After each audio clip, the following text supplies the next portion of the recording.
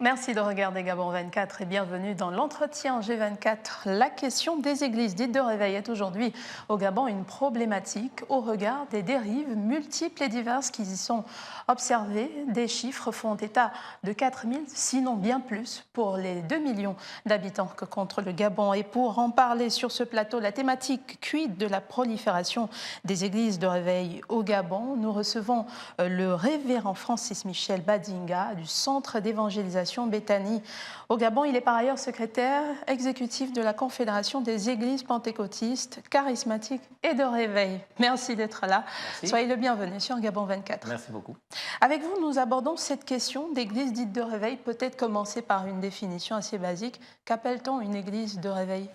Bien, déjà, il faudrait dire que les églises sont des regroupements religieux, n'est-ce pas, d'hommes et de femmes, en ce qui concerne les chrétiens en particulier, qui se rassemblent pour rendre un culte à Dieu et qui croient que le Seigneur Jésus est leur Seigneur et Sauveur.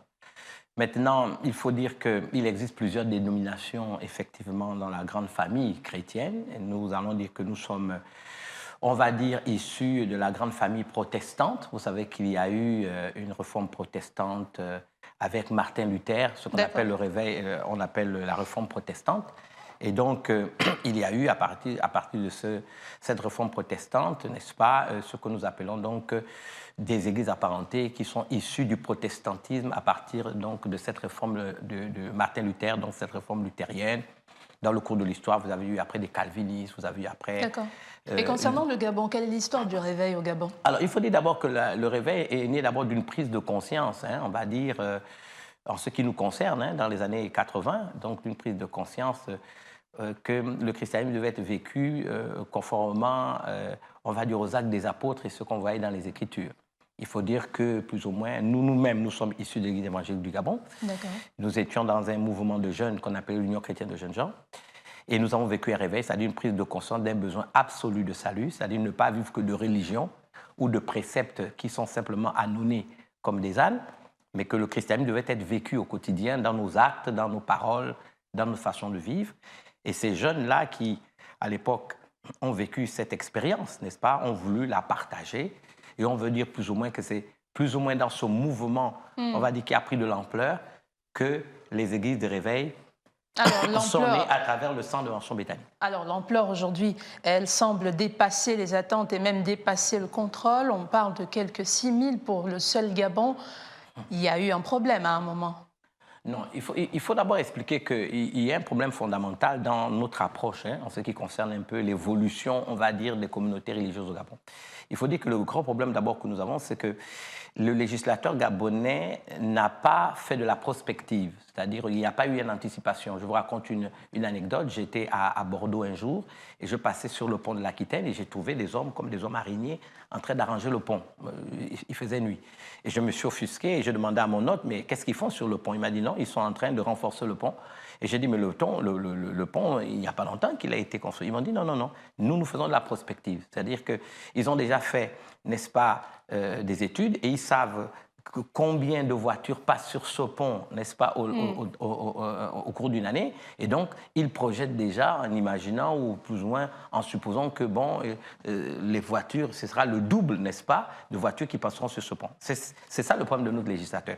Les gens sont restés figés sur 1842, l'Église évangélique est née au Gabon, 1872, l'Église catholique, et plus tard, les musulmans sont venus, mais il n'y a pas eu dans la pensée du législateur de se dire il va y aussi avoir une évolution de la vie religieuse dans le pays. Et par exemple, la problématique des églises de réveil aujourd'hui, c'est qu'au Gabon, tout ce qui est regroupement religieux qu'on ne peut pas définir comme protestant, catholique ou musulman, c'est forcément une église de réveil, et c'est une erreur. Il faut bien y regarder dedans. Tous ces gens ne sont pas forcément... On les appelle comment alors? Mais ce n'est pas ma responsabilité. Moi, ma responsabilité en tant que, par exemple, le secrétaire général de la grande famille chrétienne pentecôtiste charismatique et réveil, c'est d'avoir fait de la régulation en ce qui concerne ce qu'on appelle nos églises à nous, celles que nous reconnaissons. Mais la plupart de ces églises se disent être pentecôtistes, toutes. Non, Alors, il faut vérifier là-dessus. Dans quel registre les classer? Non, le problème, ce n'est pas à nous de les classer.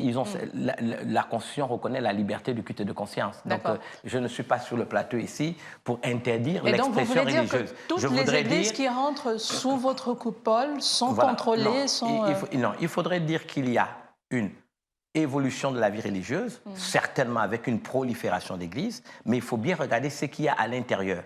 Ce que je voudrais dire ici, puisque nous nous adressons quand même à des téléspectateurs, c'est que tout ce qui est mouvement religieux, dans un monde qui se globalise, dans ce village planétaire qu'est le monde, n'est pas forcément mouvement chrétien issu de ce que nous appelons le mouvement de réveil. C'est la raison pour laquelle il faut qu'il y ait un travail. Et je profite de l'occasion pour dire, c'est ça que par exemple nous disons aux églises qui se reconnaissent pentecôtistes, charismatiques et de réveil, dont une bonne partie, souvent, trouve difficile d'être dans un cadre organisé, que c'est important d'être dans un cadre organisé, justement pour faire en sorte que ceux qui ne font pas partie de la famille chrétienne dont nous nous revendiquons puissent être identifiés et qu'on puisse savoir qui ils sont réellement. Alors, pour aller dans le sens de ce point de vue, vous avez initié récemment une sorte de signature de charte avec les églises, justement, pentecôtistes ou celles dont vous avez la charge. Non, la charte que nous venons, la charte commune dont nous parlons, et le dimanche 5 après-midi,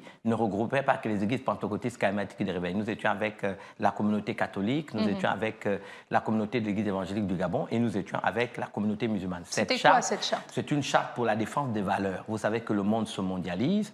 Nos États africains sont en proie à des pressions, on va dire, de lobbies et de mouvements venant de l'extérieur. Vous savez qu'il y a ce gros débat concernant, n'est-ce pas, l'orientation sexuelle dans les établissements scolaires, le mariage pour tous, comme on l'a vu en France, etc.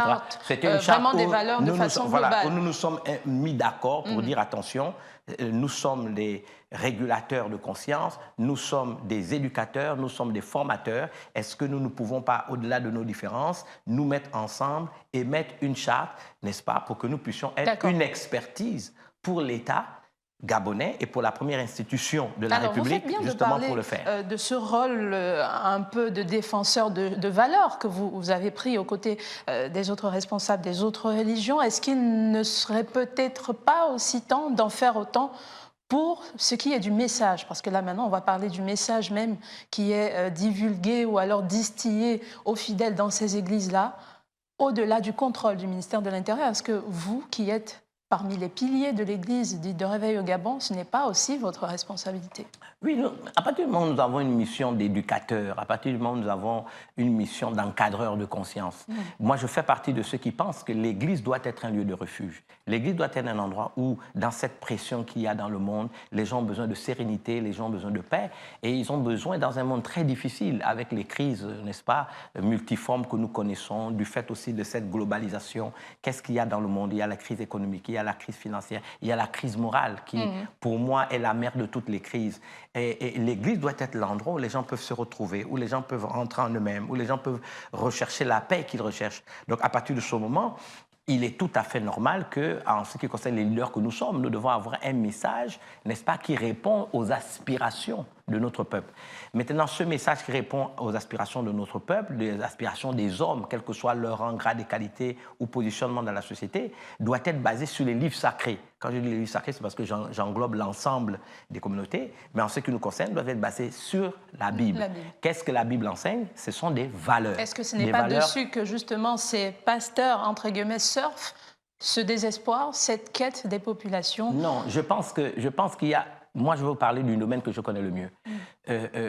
Il y a l'appel. Je voudrais revenir d'abord là-dessus. L'appel, c'est la vocation. Hein. Je suis convaincu que même un médecin, je prends un exemple, un médecin, un jeune homme qui décide après son bac de faire des études de médecine et qui veut être chirurgien, par exemple, quelque part, je crois que c'est une vocation. Il le ressent de l'intérieur. Bon, dans le jargon qui est le nôtre, nous disons « j'ai un appel ». Un appel, c'est-à-dire une vocation. Hein. Dieu m'appelle à le servir. Bien. La question que nous devons nous poser, est-ce que la vocation doit, n'est-ce pas, nous exempter de la formation? Parce que souvent, quand nous parlons de ces débats, il y a beaucoup de confusion. La vocation, c'est important. Moi, je vous donne un exemple, c'est Dieu qui appelle. Celui qui vous parlait, j'ai fini mes études à 22 ans, j'ai travaillé dans une grande société de la place, la Société d'énergie d'eau et du Gabon. J'étais à la direction technico-commerciale, j'ai travaillé après avoir fini mes études. Et puis un jour, j'ai senti qu'il fallait tout laisser pour servir Dieu. Bien, c'est la vocation, c'est l'appel. Mais est-ce que l'appel, n'est-ce pas, est synonyme du fait d'être exempté de formation? Non, parce que le message que nous prêchons, il doit être véhiculé, il doit être transmis. Vous êtes d'accord avec moi? Donc cela nécessite des techniques, cela nécessite l'appropriation et la maîtrise d'un certain nombre de choses. Et à partir de ce moment, il faut une formation. Donc, cela nous disons aux nécessite gens, aussi d'abord d'avoir compris soi-même le message en question. Donc l'appel, et ça c'est peut-être dans les milieux qui sont les nôtres souvent, où les gens rechignent, n'est-ce pas, au fait que Dieu m'a appelé, puisque Dieu m'a appelé, je veux foncer. Mais après, on voit quand même qu'il y a quelques problèmes au niveau de la transmission du message. Il y a des confusions de gens. Et à partir de ce moment-là, ce n'est pas tant un problème je vais dire, qui ne peut pas être résorbé. Mais il faudrait que les structures de régulation qui existent dans nos différentes communautés puissent faire en sorte que la formation doit être une condition sine qua non pour pouvoir, n'est-ce pas, intégrer, n'est-ce pas, le fait de travailler et d'être à même de transmettre le message. Alors, pour ne pas parler de ces autres églises qui ne font pas partie de la congrégation pentecôtiste, charismatique et de réveil, on ne parlera peut-être pas d'eux, mais ça ne veut pas dire qu'au sein même de cette congrégation pentecôtiste et autres, il n'y a pas de dérive. Mais comment se fait la formation? Pourquoi aujourd'hui tout le monde peut se lever et décider de transformer sa chambre en église? J'aime bien votre expression transformer. Non, le problème, c'est qu'il faut savoir que le problème de dérive n'est pas un problème propre aux communautés religieuses. Il y a des dérives partout. Si vous voulez prendre l'actualité gabonaise, voilà, on parle aujourd'hui de lutte contre la corruption, oui, etc. Sauf que là, pour le cas avec vous, donnez-moi 2 minutes. Non, laissez-moi répondre à la question. Oui, je vous en prie. Donc, le problème, ce n'est pas, on va dire, la doctrine chrétienne qu'il faut remettre en cause. Ce qu'il faut remettre en cause, c'est les comportements humains. Et le comportement humain, c'est notre job, c'est notre travail. Donc, nous ne sommes pas ici censeurs ou juges, mais il faut comprendre que les dérives existent partout, du fait que malheureusement, et comme on dit, pour utiliser une expression très bien littéraire, on dit il y a toujours un mouton noir dans chaque famille. Donc, ce sont des comportements humains. Ce n'est pas parce qu'aujourd'hui, quelqu'un s'est levé le matin, a décidé par je ne sais pas quelle inspiration de se lever et de faire une église dans sa chambre ou de faire ce qu'il veut, que c'est l'ensemble, on va dire, des communautés qu'il faut mettre en doute. Alors, ou le message même qu'il faut mettre en doute. Peut-être pas l'ensemble, mais toujours est-il que c'est un exemple. Et donc, pour la personne qui se retrouve dans cette chambre, qui est désormais une église, il sait que l'église au Gabon, c'est ça. Donc, c'est un exemple. Il est désormais un ambassadeur de ce que vous défendez. Il dit porter un message, mais à ce niveau, à 6000 églises, quel message finalement ? Mais bien, écoutez, déjà la Bible déclare que Dieu est un Dieu d'ordre. Si vous regardez le texte biblique, dans une épître de Paul aux Corinthiens, Dieu est un Dieu d'ordre. Dieu n'est pas un Dieu de désordre. Et donc ça, il faudrait peut-être que nous puissions le comprendre. Donc, je redis encore une fois qu'il peut arriver des dérives comportementales, mais qui sont liées au comportement humain, qui sont liées au comportement des personnes. Mais cela ne veut pas dire, et je vais vous faire un texte, vous savez, moi je fais souvent un texte psychotechnique à mes étudiants en faculté, je prends une grande feuille blanche, je mets un tout petit point noir avec mon bic, et puis je leur pose la question, qu'est-ce que vous voyez? Alors tout le monde va vous crier, je vois un point noir, mais je dis, écoutez, le point noir ne représente pas toute la surface, vous comprenez, de la feuille blanche, qui est beaucoup plus importante que le point noir. Et donc souvent... Toujours est-il que le point noir vient entacher la blancheur de la feuille. Oui, mais il y a un point noir, mais ce n'est pas plus important que la plus grande partie de la surface, n'est-ce pas, mais il est aussi important parce que cette petite partie... Alors, que faire aujourd'hui pour trouver des solutions, parce que même si ce n'est qu'une tâche sur tout un tableau qui est plus grand, il reste quand même vrai que certaines personnes, malheureusement, sont détournées par ces pseudo-pasteurs. Voilà. Alors, ce que vous dites est intéressant, et puisque nous sommes là aussi pour informer, faire de la pédagogie, mais surtout trouver des solutions. Et donc, la question que vous posez, je la trouve très sensée. Alors, la première chose qu'il faudrait reconnaître, c'est que l'État a des missions régaliennes. Il ne faudrait pas donner à tout le monde le rôle qui appartient à l'État. Nous avons dans nos États, vous savez que la liberté du culte est reconnue pour tous et le texte dit clairement sous réserve de l'ordre public. Donc l'État a des missions régaliennes. Et je le dis devant tout le monde, il y a des responsabilités étatiques que l'État doit assumer. Quelles sont ces responsabilités? Première responsabilité que l'État doit assumer, c'est la liberté de culte et de contrôle. l'État ne peut pas violer la Constitution qui reconnaît la liberté de culte et de conscience. Mais cette liberté de culte et de conscience doit être, n'est-ce pas, exercée dans un cadre organisé. Ce cadre organisé veut quoi? Veut que, premièrement, on reconnaisse que, je crois que c'est la Constitution, article 1er, alinéa 13, je pense, que les communautés religieuses gèrent et administrent leurs affaires de manière indépendante. Donc, il faudrait que l'État favorise que dans les grands groupes, vous comprenez, religieux, qu'à l'intérieur, ils aient des structures de régulation pour pouvoir, justement, administrer leurs différentes, on va dire, communautés. Donc, à partir du moment où ces communautés ont cette responsabilité, ces communautés doivent, prouver que celui qui exerce la fonction de ministre du culte a eu un appel, je l'ai déjà dit, mais a été formé. 2, que les responsables qui lui ont reconnu l'appel et qui ont permis qu'il ait sa formation attestent, n'est-ce pas, du fait qu'il est apte à exercer. En latin, on parlera de auctorizzare, et auctorizzare peut se traduire par ordination, c'est-à-dire la personne, il y a une cérémonie qui a permis que cette personne, ayant suivi le process, n'est-ce pas, qui l'habilite à exercer une fonction ministérielle. Exemple, chez les catholiques, voilà, il a chez... été ordonné prêtre, ordonné pasteur, ordonné ceci, ordonné cela, et qu'à partir de ce moment, ayant la bénédiction, n'est-ce pas, de ses autorités, cette personne exerce. Deuxième, troisième chose, on doit identifier le lieu physique, géographique où il exerce.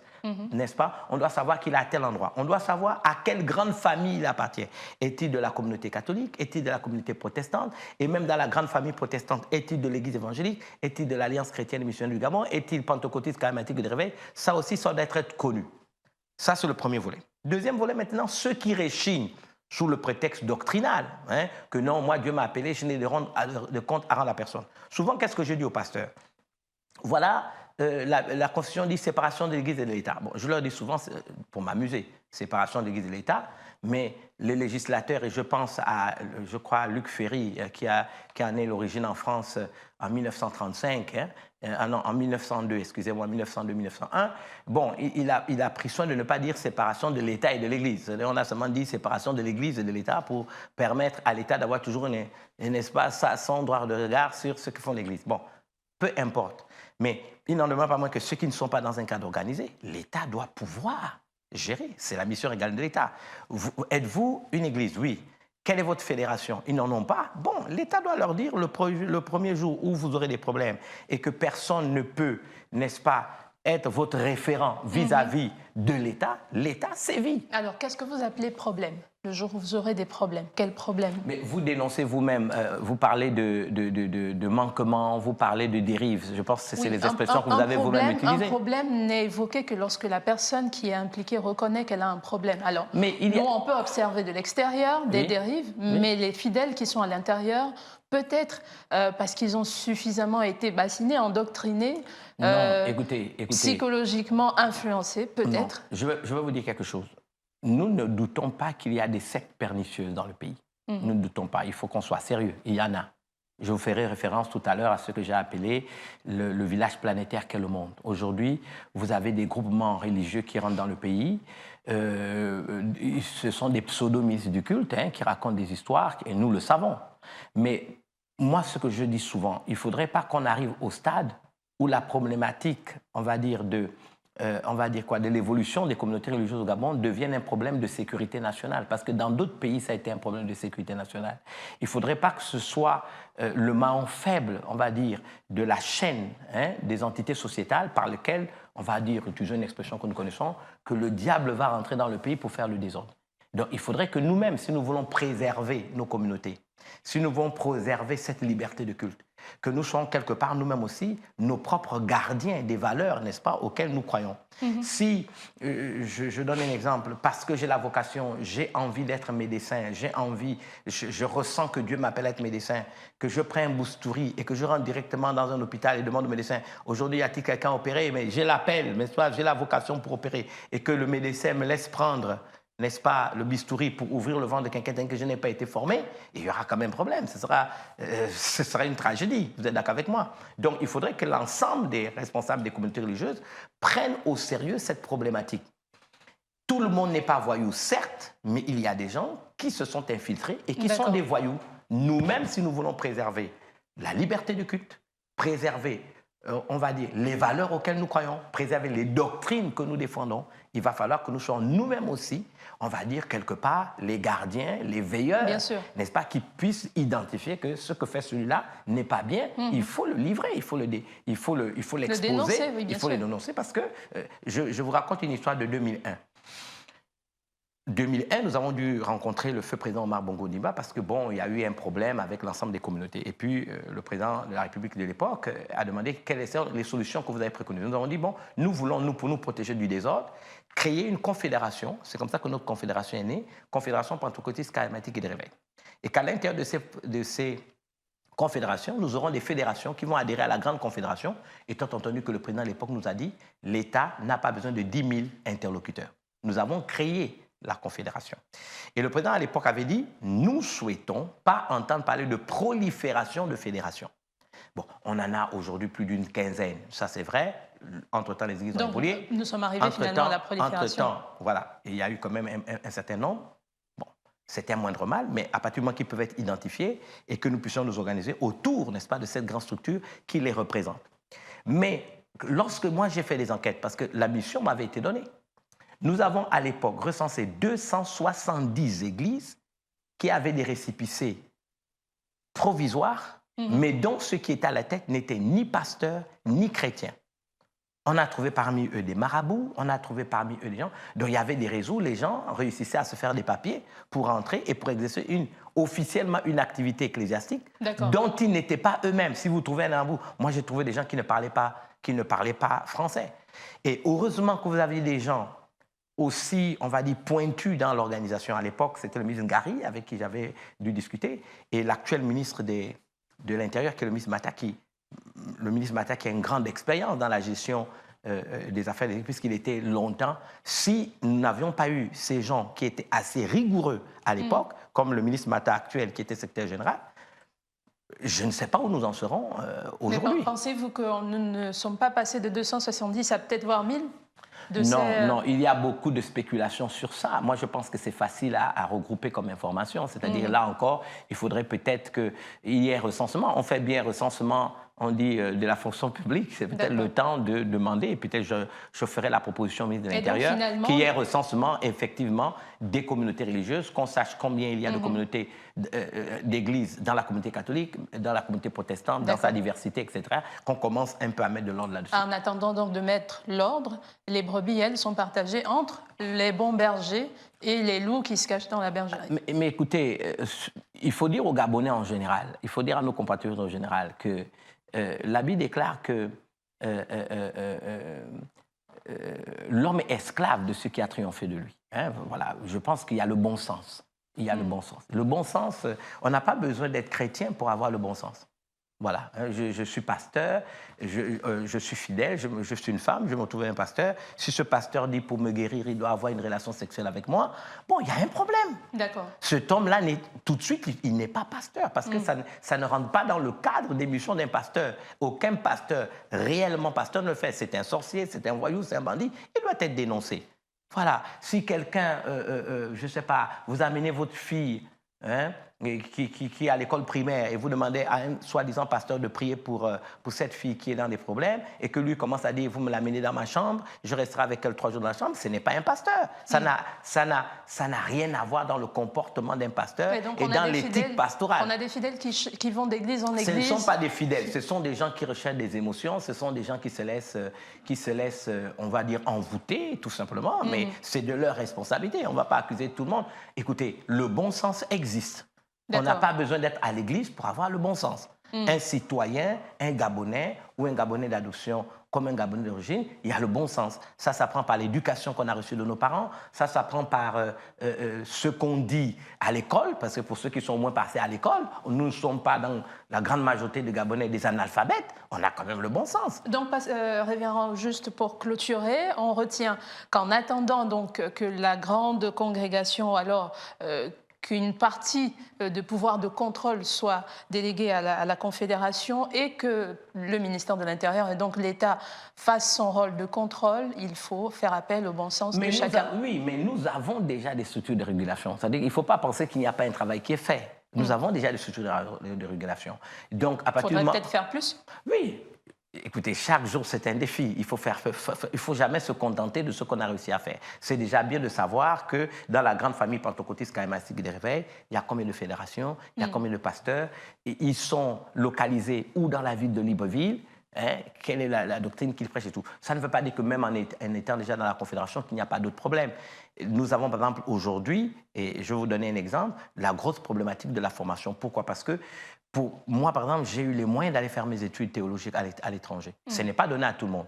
Je vous donne un exemple. J'ai dû faire des contrats de partenariat avec des facultés de France et des États-Unis pour que nous puissions avoir des professeurs qui viennent pour donner les mêmes formations. Donc, il y a également la problématique de la formation. Voilà, je pense que c'est l'un des plus grands problèmes. Hein. Et puis, nous avons essayé de régler ça. Aujourd'hui, vous avez au niveau de l'Église pentecôtiste, ils ont un centre de formation. L'Alliance chrétienne, Émission du Gabon, un centre de formation. L'Église évangélique du Gabon, un centre de formation. Nous, au Centre d'Enseignement Béthanie, nous avons un centre de formation. Donc, je pense que nous pouvons trouver des solutions. Merci dans la beaucoup, suite. Révérend Francis Michel Badinga. Je rappelle que vous êtes du Centre d'évangélisation Béthanie au Gabon, secrétaire exécutif de la Confédération des Églises pentecôtistes charismatiques et de réveil. On parlait de la prolifération des églises de réveil au Gabon. Merci à vous de nous avoir suivis. À très vite sur nos antennes. Merci.